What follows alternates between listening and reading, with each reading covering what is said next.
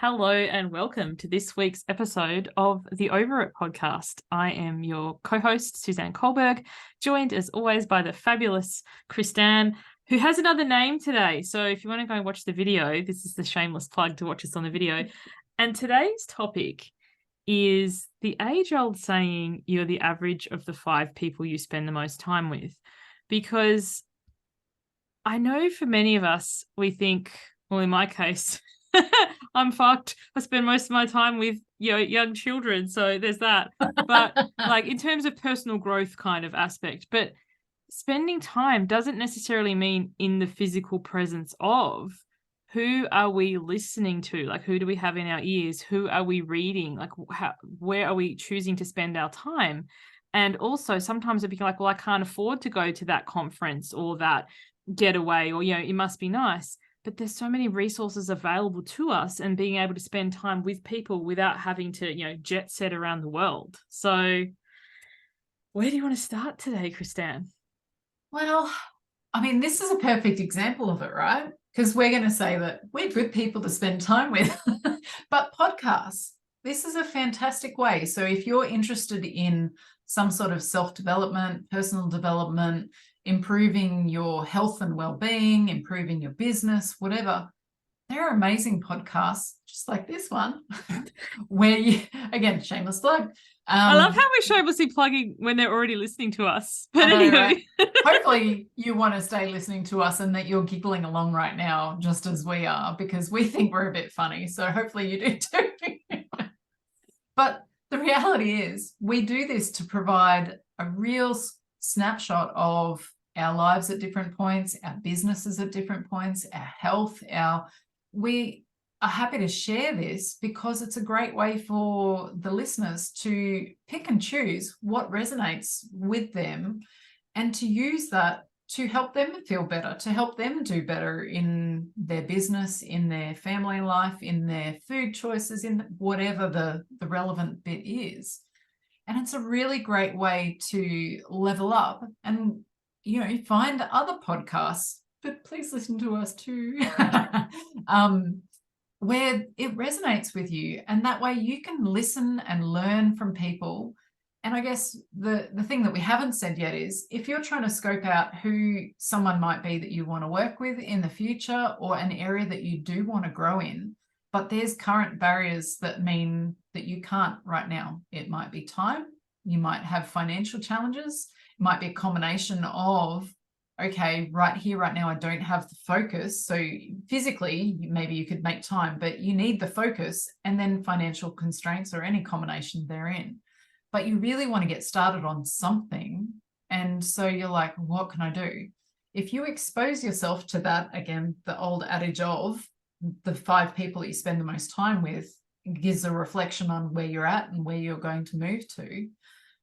If the people that are around you at the time, or that you spend most of that time with, excluding little people, immerse yourself in other ways, that can really help you to shift where you're at. And you don't have to be spending money at that time. And if you put some time into listening to podcasts or making different choices, it can really help you shift. And I've heard you use the phrase, Suze, above the line versus below the line. And maybe we can have a bit of a look into that in a moment. That there is so much that you can do to get you started on the path that you want to choose. And diversity of listening, reading, whatever exposure is just one part of that. So much. So many pieces I want to pull out from there, because we'll start with the above the line and below the line thinking, because I think it will stem from there. From my experience, about half the time I feel pretty shit, and about half the time I feel pretty good. And I think a lot of us, and the toxic positivity can stem from always trying to be and feel good. And that isn't a whole or complete life. Like there is gifts in grief, and there's gifts in disappointment, and there is gifts in the full gamut of emotions. But to the point of being able to shift, so we don't hang out and live in either place, because that can lead to, you know, things being unhealthy. So when we are having a point of view, and it's funny, we use this on a cover for those of you listening, not on the video. I've got this little octopus. You've probably seen them. On one side, it's got a happy face. On the other side, it's got like a sad face or a frowning face. And it's just a matter of pushing it through. And I used it on one of our episodes. Then we didn't actually speak to it. Now, It's not the episode cover for this episode, but I'm going to speak to it. This is how we roll in Over It. But the circumstance may not change, but how you view it can. So you can be like, I use the stuck in traffic analogy a lot, but I live in Sydney, people. And even if you don't live here, you can appreciate being stuck in traffic. The circumstance isn't going to change. The traffic is not moving. And you can be there with your angry or sad octopus going, I'm going to be late. I'm so frustrated. This is taking forever. I feel like such a flake, and so on and so forth. Or you could be like, traffic ain't going anywhere. Going to put on my Beats, dance in the car. So the line, the situation, you may not be able to change in that exact moment, but the thoughts that you have or the way that you approach it can. So sometimes, like if you get an email, and this is a thing about any form of written communication, like for those of you who work with me, you'll know that I love Voxer. I love voice, so you can hear the tonality. Whereas when we get something written, we put a tone on it. Like it could be like, we need to talk. And you're like, or, hey, we need to talk. The words are exactly the same. So when we have responses to somebody communicating with us, it's like, is it our below the line thinking we need to talk, which makes us fearful if we're below the line, like, oh my goodness, what have I done wrong? Versus we need to talk. Oh, I love talking to Kristan. I can't wait. So that's the concept, and it can apply in so many ways of our life. Below the line thinking, victim, they always do this to me. Above the line thinking, hero, I have an opportunity here to make a different choice. Or below the line thinking, procrastination, yeah, it'd be nice, but I'll get to that tomorrow. Versus above the line thinking of action, I've got 5 minutes. How much of this can I nail?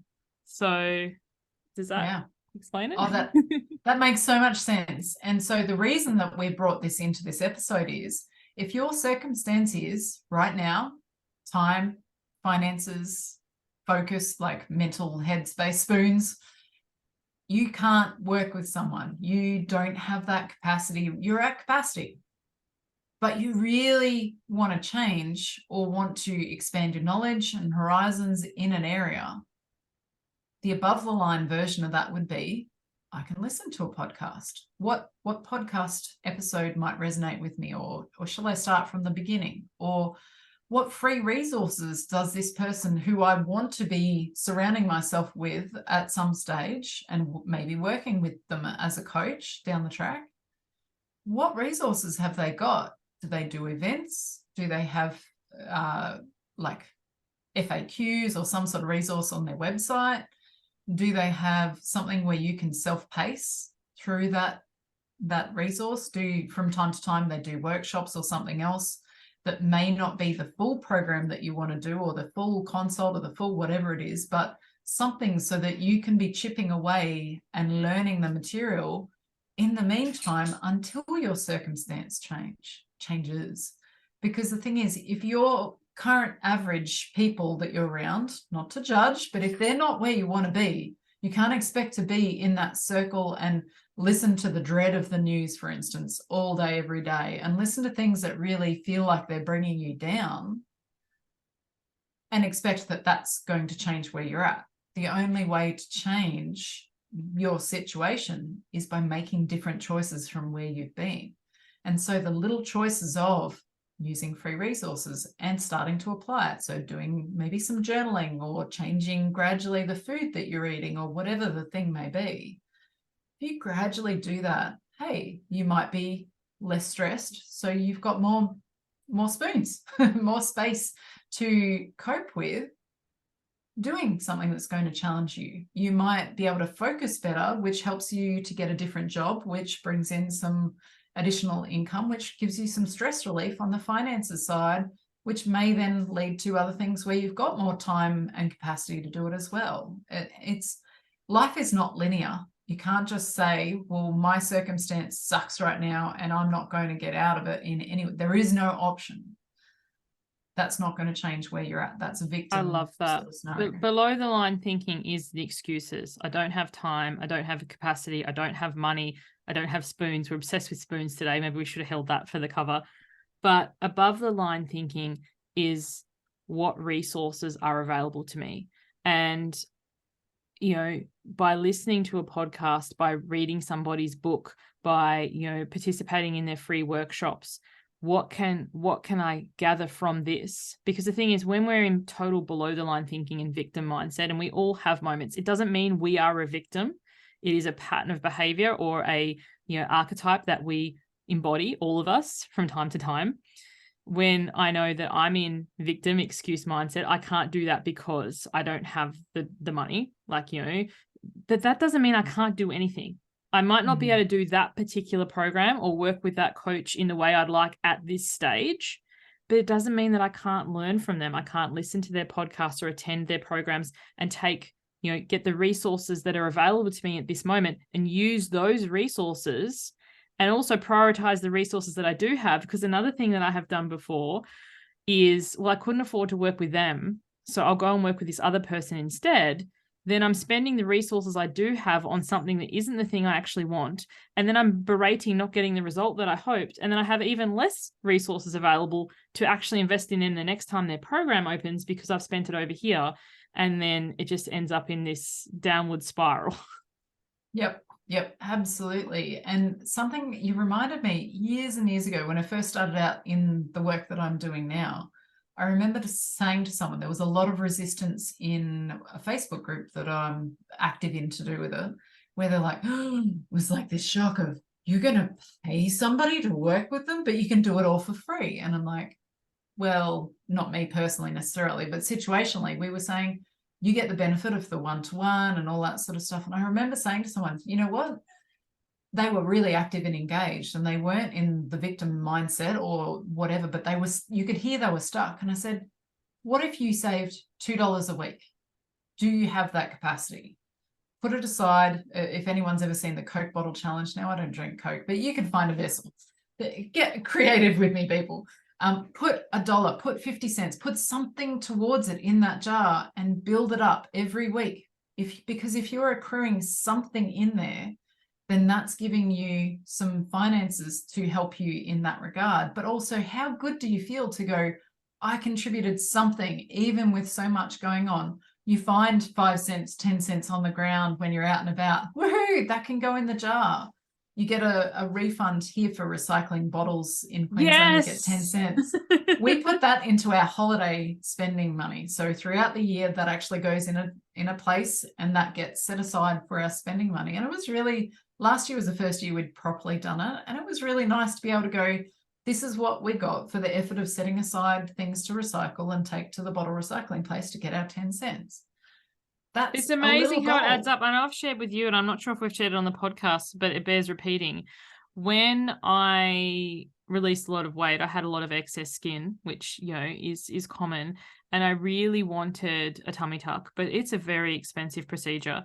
And I was like, you know, my victim mindset, I'll never be able to afford that, or I don't deserve it. Anyway, so what I decided to do was, whenever I would have in the past bought a chocolate or a coffee, I don't drink coffee, hot chocolate, chai, you know, treat, donut, whatever, I created a bank account in a different institution that I bank with deliberately.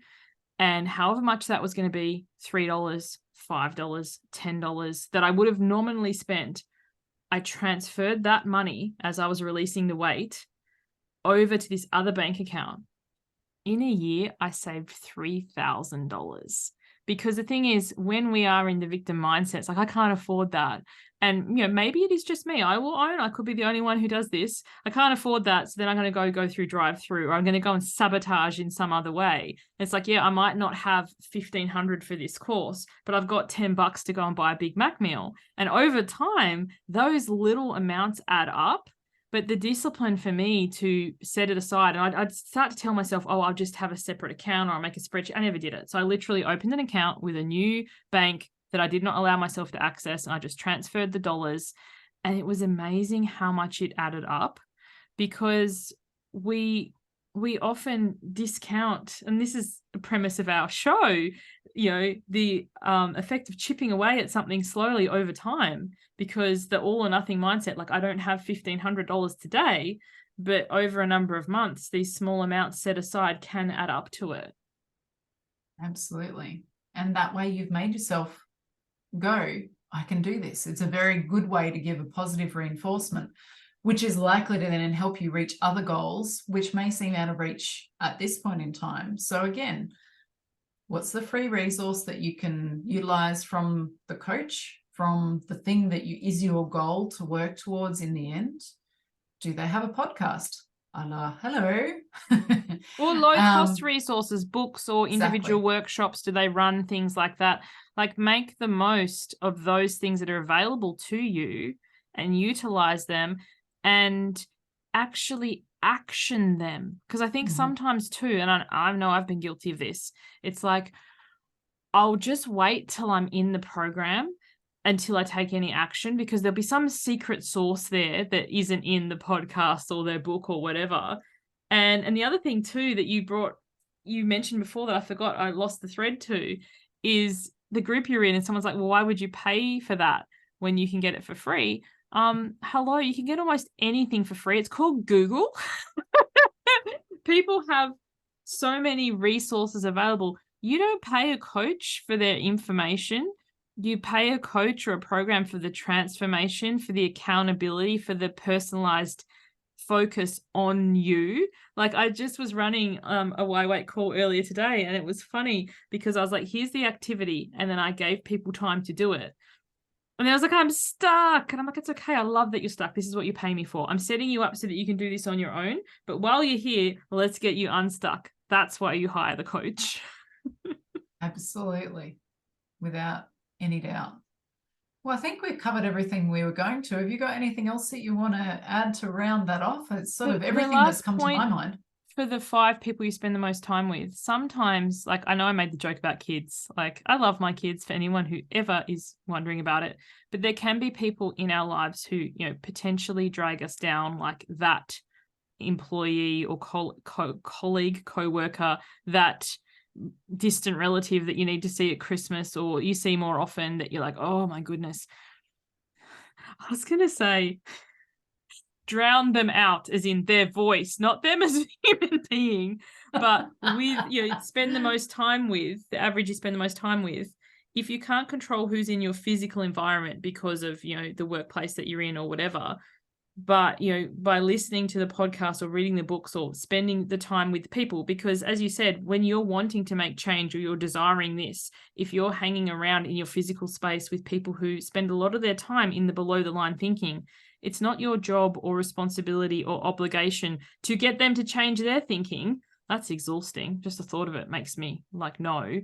But you spending your energy and your spoons, because that seems to be the theme of today, in places where they have the above the line thinking, then you can shift your set point to more of that over time.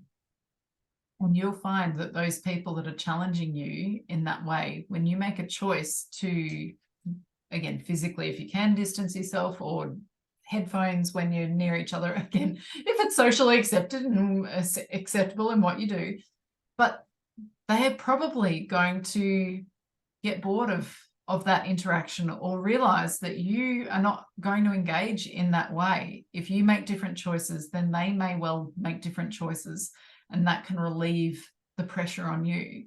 Or the more that you learn to live and let live, kind of distance in whatever way that you can find that will give you the bubble that no matter what they're doing, that means you can learn to be water off a duck's back and let it flow over you rather than in and let it ruminate. Because I'll definitely put my hand up that that's been a thing, that I've been very upset by others around me saying things or doing things, and then I learn it's actually not serving me well to hold on to things that are not mine to own, because chances are the things that they're owning Yeah, sad octopus or happy octopus. That will impact on you. So yeah, and I love the mention of headphones where it's socially acceptable to do so. You could be at the supermarket listening to Coles radio with their terrible music and their bad beats, sad octopus. Or you could have something in your ears that you choose to listen to that is taking you forward towards your goals, and ignore the Coles radio. So that is all we have for you today. Thank you so much for joining us. As always, we would really appreciate a rating, a review, or sharing this episode with your friends. And or maybe not this episode. They might be like, which category am I in? Am I in the 5 people we want to spend more time with or less? What a conversation starter. So thank you so much for joining us. We'll see you on the next one. Bye for now. bye-bye.